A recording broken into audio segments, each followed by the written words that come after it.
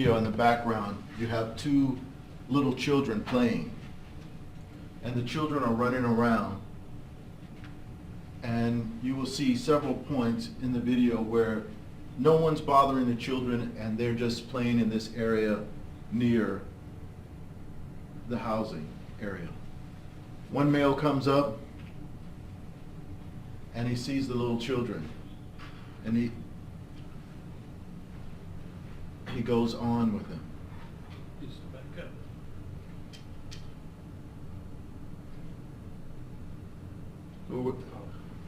This is the male we're looking for. There are two males that appear in the video where the two children are playing. The first male will walk completely by. He looks at them, and it's the second male that comes up and engages the children. And so the first male who walks by in this video, he may have pertinent information that will help us. The gentleman right here. Through our investigation and through statements, we've pretty much been able to identify the two children and the second individual. And so what we're trying to do is to close the loop on the third individual in the video, who is the first one who walks by as the children are playing.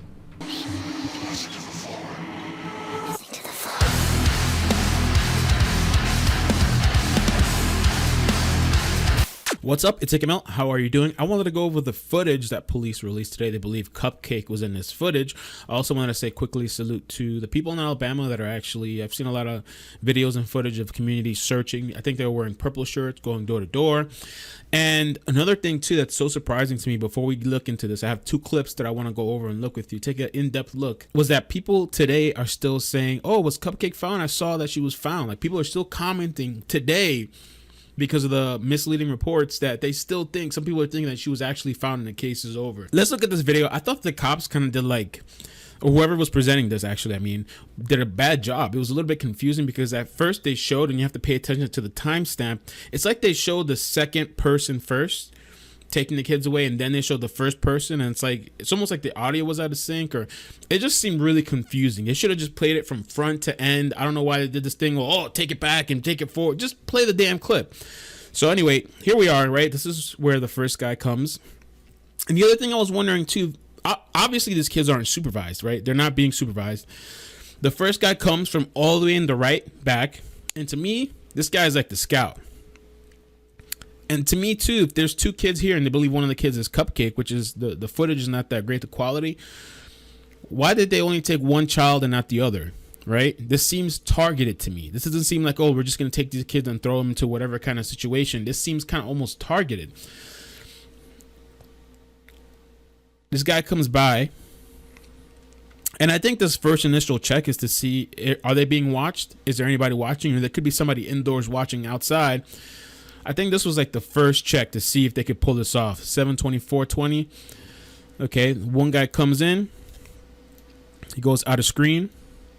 Police believe there's 3 people involved at least in this. And the other person comes along. From the side too, from the back. Comes up to the kids. Talks to them, says something. Looks at the floor. Talking to them. He's pretending like he's facing away, but he's actually turning his head towards them. Talking to them, gets their engagement, and somehow gets them to walk away with him. Both of the kids walk away. Let's take a look at the other clip. So this is the police footage they provided, which I think is confusing because they start off kind of ahead, I think. 7/24. I mean, they show really quickly where the first guy walks by, but then here's a second guy. I don't know, the way they presented it was just a little confusing. Well, I guess because they did their own zooms and stuff. I think it's kind of important to look at it without the zooms. And what I want to do too at the end of this video is I'm going to play it slowly. But this should be the first guy coming along, the scout. And it looks like they're playing something with like a ball, something bouncy. And this guy comes here. And I mean, I don't know how this is supposed to help identify anybody because this is so blurry and the quality is just That's the first guy that walks by. Just testing the scene. I mean, in less than a minute, if these timestamps are correct. This is where the other guy comes in. Right corner, top right corner.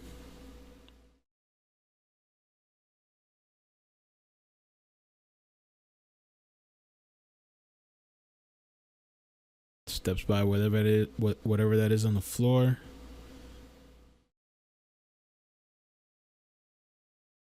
And gets the kids to come with him.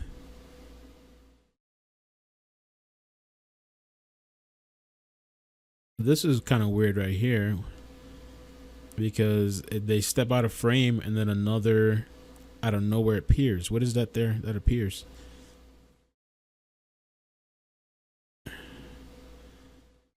I can't tell the timestamp. The kids go out of frame and out of nowhere. Maybe they just started it over where the kids are playing. Somebody walks by. Oh, that's the kids. So they must have done some editing on this clip, I guess.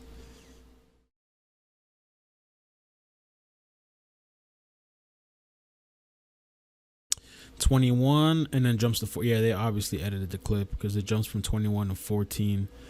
This is what I think created so much confusion when they put this clip out. It's horrible the way they presented this. They could have done a better job of this. This, to me, just creates more confusion the way they edited and cut this up. I wanted to show you just a regular playback of this video, and obviously the time is sped up. I don't know why they did that. They didn't need to do this. The clip is already short enough as it is. This is an obvious 0.12, 0.13 speed up of the time, which in something like this, every single detail is important. Also, it obviously didn't take much to get these kids to walk off with these people. It didn't take much at all. They just walked off, almost as if they knew them. Okay, so one last time, I slowed down the video, and I'm not gonna do any zoom ins or zooming out. I slowed it down to 0.5, the speed. Take a look at things slowly. I mean, I watched this so many times before even recording because I think it's important to see everything from the outside, because sometimes there's little details on the side you might not notice, but it's also important to see the zoom ins. And like I said, these kids did not seem in any kind of distress. It's almost like they knew these people or something.